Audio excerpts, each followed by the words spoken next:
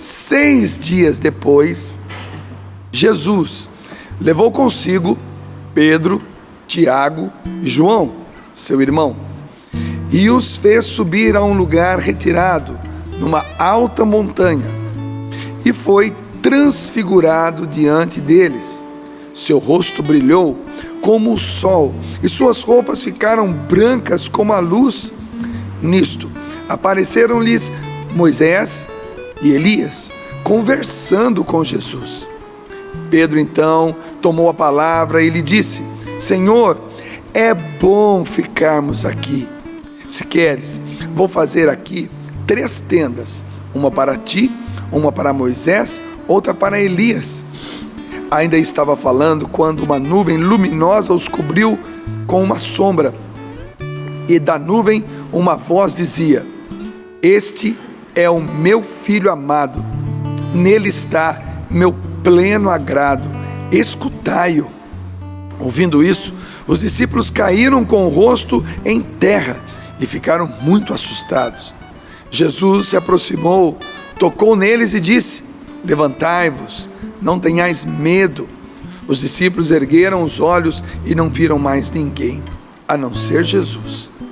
Ao descerem da montanha, Jesus recomendou-lhes: Não faleis a ninguém desta visão, até que o Filho do Homem tenha ressuscitado dos mortos. Palavra da salvação. Glória a vós, Senhor. Uma passagem muito conhecida nossa, quando nós vamos, todos nós aqui já tivemos a graça de estar nesse lugar, alguns por várias vezes. Quando a gente chega lá, tem uma igreja construída por Barlucci, um grande artista, Antônio Barlucci, e que ali se encontra também mosaicos da época bizantina, do cristianismo lá primitivo mesmo, época bizantina, datada mais ou menos ali nos anos 300, depois que Cristo morreu. Então 300 anos depois, Santa Helena foi ali. Santa Helena, mãe do imperador romano Constantino, que declarou ser lícito ser cristão.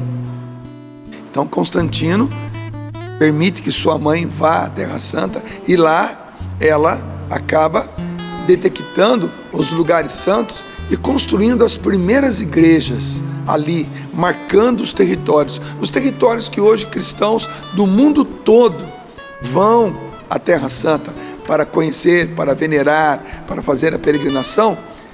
Devemos isso a essas 2 pessoas, ao imperador de Roma. A mesma Roma que perseguia os cristãos, agora fazia da religião cristã a religião oficial de Roma. E o imperador, que outrora também, como romano, perseguia, agora permite que sua mãe seja uma cristã, permite que sua mãe vá a Israel, permite que ela detecte os lugares e construam igrejas. Coisa linda, né, gente? Que história maravilhosa. E são essas igrejas que marcam esses lugares que hoje nós, quando peregrinamos, visitamos. Mas o que aconteceu lá? Jesus se transfigura, ou seja, pega 2 figuras e mistura uma a outra. Isso é uma transfiguração. E nesse momento da transfiguração, momento onde suas vestes brilhavam, o seu rosto ficava reluzente, nesta hora aparece então de um lado aquele que representa os profetas. Então está ali Elias, e do outro lado aquele que representa a lei para esses profetas, Moisés, e no meio Jesus, e eles conversavam, unindo ali, ou agora o Novo Testamento com o Velho Testamento. Não sei o que eles conversavam, a Bíblia não diz isso, mas eles conversavam. E enquanto eles conversavam, uma nuvem densa, grande, cobriu aquele lugar e fez sombra em tudo aquilo. E do céu, todos que estavam ali, Pedro, Tiago e João, todos ouviram uma voz que dizia: Eis o meu filho muito amado. Em outras tradições nós vamos ler isso aí, ao qual eu ponho toda a minha afeição. afeição, afetividade, afeiçoar-se. Palavras que vêm da mesma radical, que significa dar feições a ou ter feições de. É uma capacidade. Não é verdade que tem momentos que a gente aqui na Canção Nova até nos parecemos com o Padre Jonas? O jeito de pregar, o jeito de falar, o jeito de levantar o pezinho. Às vezes até nas nossas brincadeiras nós até imitamos a voz do Padre Jonas. E é uma brincadeira muito sadia entre nós, porque queremos imitar realmente o nosso pai fundador. E não apenas o Padre Jonas, mas também o Eto, quem trabalha na administração, a Luzia, quem trabalha na formação, esse trio que fundaram a Canção Nova, que escreveram essa grande história, e outras pessoas aqui dentro da Canção Nova que também estão escrevendo história e que serão imitados. Assim como Paulo disse, sede meus imitadores, como eu sou de Cristo. Nós também tentamos imitar pessoas. Isso é sadio, isso é salutar, porque isso é uma capacidade dada ao ser humano de afeiçoar-se, de ter feições de ou de dar feições a. O Padre Jonas foi também capacitado. Ele dá a sua afeição para nós, e nós capacitados de termos a afeição dele. Então, quando Jesus estava ali, Deus disse: eis o meu filho muito amado, a qual eu coloco toda a minha afeição. Eu coloco toda essa capacidade de ter a minha afeição e de dar a minha afeição a alguém. Por isso que quando perguntaram a Jesus, aliás, pediram a Jesus: mostra-nos o Pai. O que Jesus responde? Quem me vê, vê o Pai. É tal capacidade de afeição, tal capacidade de afeiçoar-se, que quem o via, via o Pai. E por isso existe essa transfiguração, essa mistura de figuras, essa mistura de feições, essa mistura de faces. O mundo trabalha com outra possibilidade. Enquanto a Bíblia, enquanto Deus, enquanto a religião, enquanto o cristianismo trabalha a transfiguração, o mundo trabalha a desfiguração. Vamos desfigurar, vamos acabar com essa imagem e semelhança, vamos destruir essa imagem e semelhança que é o ser humano, vamos deformá-lo, vamos como é que é o nome do caricatura. Vamos caricaturar. Vamos caricaturar. Vamos deixar mais ou menos parecido, mas meio engraçado, meio torto, porque as caricaturas são assim.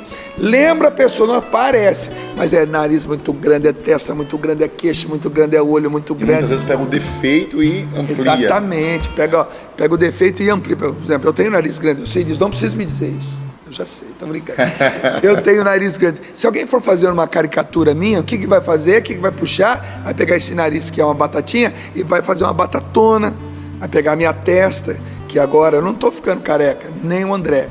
Isso é um processo de alongamento facial. Tá certo. A face vai ficando maior. Né? Então, se alguém for fazer uma caricatura de nós, vai puxar esses detalhes. Então, não é imagem e semelhança, é caricatura. O mundo não quer que nós sejamos uma transparência, aliás, uma transfiguração, uma imagem e semelhança de Deus. Lembra quando nós éramos pequenos, que nós tínhamos um caderno de desenho que a gente levava para a escola? Entre uma folha e outra, não tinha aquela folha de seda, aquela folha bem fininha. O que era aquilo? A gente colocava aquela folha bem fininha sobre um desenho, ia passando a canetinha ou lápis por cima, e nós íamos aprendendo a afeiçoar. Aquilo era uma técnica, hoje infelizmente não existe mais isso, mas era uma técnica que ensinava a criança a ter proporções, a desenhar. E eu aprendi a desenhar, e eu desenho muito bem, graças a Deus. O meu filho é desenhista profissional, a minha netinha já está pegando a canetinha para desenhar. Eu aprendi a desenhar colocando aquela folhinha fina por cima do desenho e ir passando lápis cuidadosamente. Isso é afeiçoar, é capacidade de ter feições, é imitar, é colar. E nós queremos colar em Deus, nos valores, queremos ser imagem e semelhança de Deus. O mundo faz o que com a gente? O mundo desfigura. O mundo pega um jovem começa a injetar nesse jovem droga, cocaína, maconha, crack.